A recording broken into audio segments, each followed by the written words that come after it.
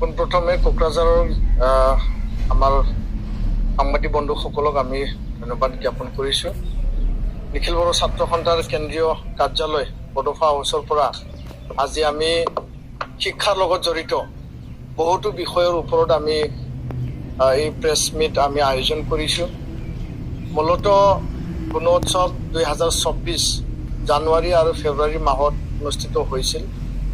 আৰু এই গুণোৎসৱৰ সময়ত ক্লাছ 6ৰ বিজ্ঞান আৰু অংক যি বিষয় আছিল সেই বিষয়ত ইংৰাজী মাধ্যম তাত ব্যৱহাৰ কৰা হৈছিল আৰু ইয়াৰ কাৰণে নিখিল বড়ো ছাত্ৰ সন্থাই ৰাষ্ট্ৰীয় শিক্ষা নীতি আধাৰ এই আধাৰত মাতৃভাষা মাধ্যম বড়ো মাধ্যমত ইয়াত কুৱেশ্যন পেপাৰ ছপাব লাগে বুলি আমি দাবী জনাইছিলোঁ আৰু সেইকাৰণে আমি গুণোৎসৱ বৰ্জন কৰিব লগা হৈছিল, আমি প্ৰতিবাদ জনাব লগা হৈছিল,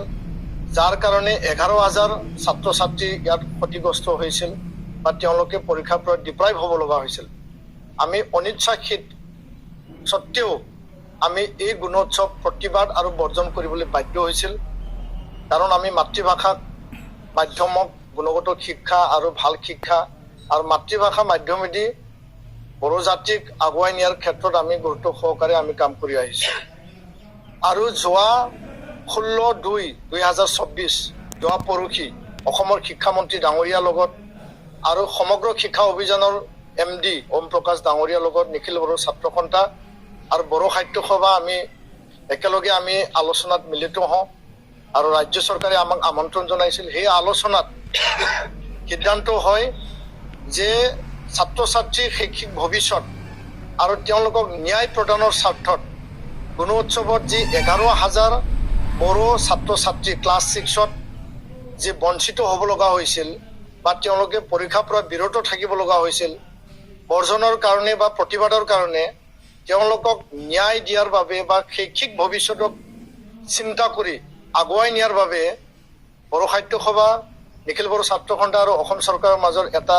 বুজাবুজি হয়, আলোচনাত সিদ্ধান্ত হয় আৰু এইটো হ'ল যে তেওঁলোকৰ বাবে বিশেষ এটা পৰীক্ষা অনুষ্ঠিত কৰি পেলাই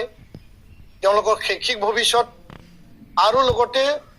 তেওঁলোকক আগুৱাই নিয়াৰ ক্ষেত্ৰত এই সিদ্ধান্ত লোৱা হয় আৰু বিদ্যালয়বিলাকত যি গ্ৰেডিঙৰ ব্যৱস্থা সেই গ্ৰেডিঙৰ ব্যৱস্থাটো বিকল্প এটা মেকানিজমেৰে এইটো দিয়া হ'ব আৰু তাৰ কাৰণে বিদ্যালয়সমূহে কোনো চিন্তা কৰিবলগীয়া বিষয় নাই। এই কথাটো আমি আজি স্পষ্টকৈ অসমবাসী বা বড়ো ছাত্ৰ ছাত্ৰী আৰু বড়ো গাৰ্জেনসকলক আমি জনাই দিলোঁ। 2 নম্বৰ বিষয়টো ৰাষ্ট্ৰীয় শিক্ষা নীতি আধাৰত মাতৃভাষা মাধ্যমক গুৰুত্ব প্ৰদান কৰা হৈছে আৰু ইয়াৰ লগতে মাতৃভাষাক আগুৱাই নিয়াৰ ক্ষেত্ৰত নিখিল বড়ো ছাত্ৰ সন্থা বড়ো সাহিত্য সভাই গুৰুত্ব প্ৰদান কৰি আহিছে। তো আমি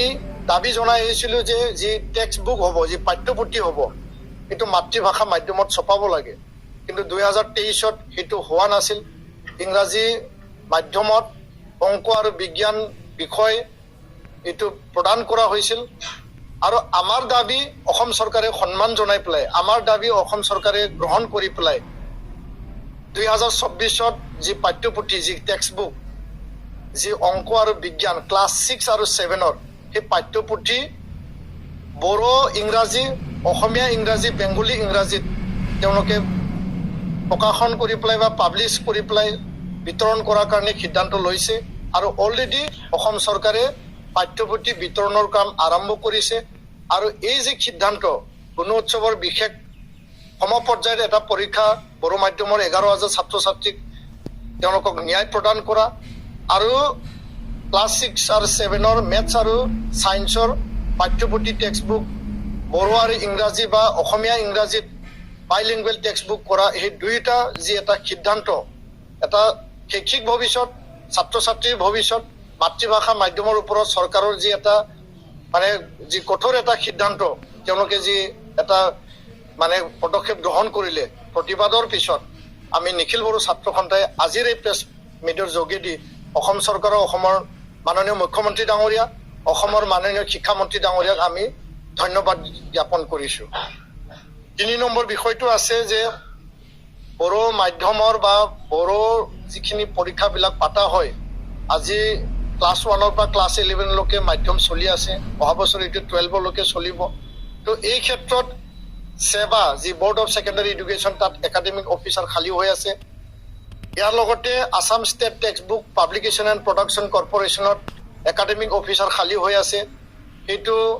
তুৰন্ত নিযুক্তি দিবৰ কাৰণে অসম চৰকাৰে আমাৰ দাবী মতে তেওঁলোকে সিদ্ধান্ত গ্ৰহণ কৰিছে আৰু লগতে SCRT state council of educational research and training তাত লেংগুৱেজ লেকচাৰৰ লাগে এইটো খালী হৈ আছে আৰু সমগ্ৰ শিক্ষা অভিযানত ট্ৰান্সলেটৰ পদ খালী হৈ আছে এই যে খালী হৈ আছে সেই খালী হৈ থকা কাৰণে কেতিয়াবা কুৱেশ্যন পেপাৰ ভুল হয় কেতিয়াবা টেক্সট বুক ভুল হয় কেতিয়াবা ছবি বেলেগ আৰু শব্দ বেলেগ এনেকুৱা বহুতো টেক্সট বুকসমূহত বা কুৱেশ্যন পেপাৰ যিকোনো বড়ো মাধ্যমৰ ক্লাছ 1 পৰা ক্লাছ 11 লৈকে যিখিনি ব্যৱস্থা বা প্ৰক্ৰিয়া বা শৈক্ষিক যি কাম চলি আছে তাত কোনোবা নহয় কোনোবা ত্ৰুটি ভুল বহুতো সময়ত আমি অভিযোগ চৰকাৰক আমি দিব লগা হৈছে